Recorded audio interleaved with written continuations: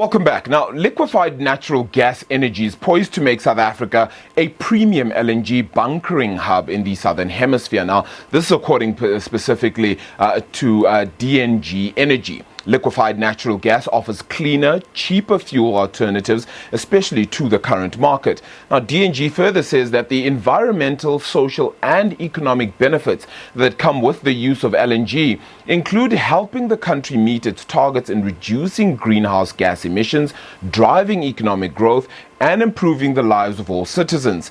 Let's chat now to Aldworth Mbalati, the CEO at DNG Energy, just a little bit more about this. Now, Aldworth, thank you so much for the time. We always quote the LNG price of gas perhaps going up or going down, pretty much in the same sort of space around the petrol price. But I wonder if anybody really knows what LNG gas does. Won't you just walk us through what it actually is, how it's different to any other gas we may know as well? Arabile, good afternoon, and thank you for having me, and good afternoon to the listeners. LNG is a type of a fossil fuel that you can use right from the ground without having to beneficiate it and turn it into petrol, diesel, or anything else. Firstly, the benefits of natural gas are that it has less CO2 emissions. We know that as responsible citizens, we're trying to reduce our carbon emissions, and natural gas achieves just that.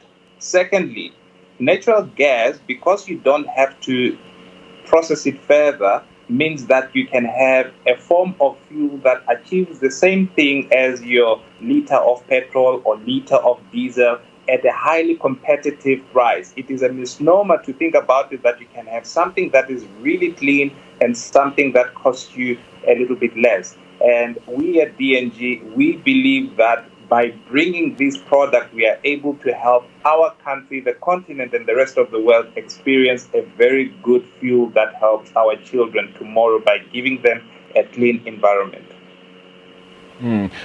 How is it then that if things are as they should, that that LNG gas is a much cleaner, environmentally friendly, cost-effective way for everything, as you said, fuels and the like? Why is it that we haven't used it already? Why are we so behind then in terms of its usage for, whether it be, household items, utensils, or whatever the case might be, cars, etc.? Why has it not been used in any of those things as yet, not just in South Africa, but globally? Well, Arabile, let me take you back to the early 90s. If you remember, there was a time when we only used to have fixed landlines, and all of a sudden you had a cell phone. And that was the transition of technology. Even with LNG, it is a transition of the kind of fuels that are being used. As a result, today it has arrived, and we will be in a position to start using fuel going forward, which is much cleaner.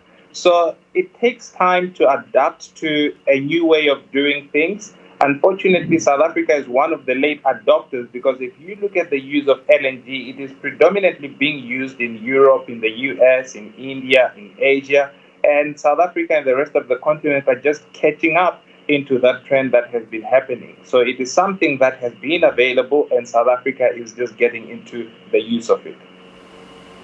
At the current pace, how long will it be until we're perhaps somewhat caught up with the rest of the world, or if not, perhaps even further ahead?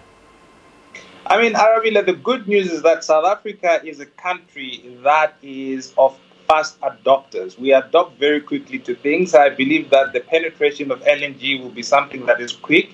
If you look at where we're coming from, where we've been hit by COVID, and we've been hit by high unemployment numbers, and we've been hit by low economic growth, people are cost sensitive, and anything that is going to help the consumer to grow, it encourages a fuel switch into using something that is cost effective for them to improve their value proposition in their various businesses and in their households. So we are quite bullish that it will be something that will be adopted quite quickly.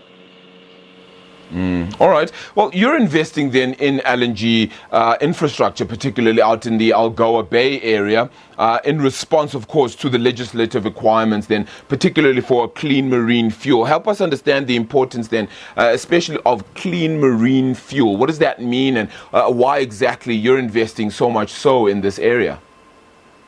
I mean, think about this. Chances are the television that that everyone is using to watch this interview right now came through a ship. And if you are using a ship to bring your techies, your TV, your fridge, it means that you are contributing to global emissions. And the objective is to reduce those emissions and tackle them quite effectively. There was a thing called IMO 2020 that came out on the 1st of January 2020 that said every ship or marine fuel that gets used in a ship must have less than 0.5% of sulfur content in them. And we're saying that we can go one step further. Not only should you have almost 0% sulfur in your fuel, why don't you reduce the carbon emissions that the ship is emitting into the atmosphere, and as a result, leaving a better environment and a planet for all of us? And we're investing in that infrastructure because the shipping industry has realized that it is the way to go, with a view of decarbonizing probably by 2050. And we believe that LNG serves as that transition fuel to be able to achieve that idea. All right. And you said to then offer some sort of integrated service as well then when it comes to this, right? The integrated gas service to local as well as international customers. How exactly is that going to work then? Look, we've got a thing at DNG called the Smart LNG Solution, which allows us to take LNG all the way to Kolwezi, DRC. So we can take LNG to some of the most remote areas that you can ever think of and do what we call energy equality, giving energy access to people who were disenfranchised and who did not have cheap and clean energy before. So that is how we do it. Yeah, and getting just, I suppose finally, how can consumers get perhaps a little more knowledge, a little more understanding when it comes to the LNG gas space and just its uses, what they can begin to actually use it for, and of course its cost effectiveness? When can they get to that? Look, we've got some material on our website, and it is freely available in the World Wide Web in terms of the consumers getting to educate themselves about LNG. It is something that I would encourage each and every consumer to get to study a little bit and have an understanding of what it's all about. Aldworth Mbalati, thank you so much for the time. Really appreciated discovering LNG gas, its significance, its importance, and just how it may change South Africa in the future. He's the CEO at DNG Energy. They're joining us via that video link.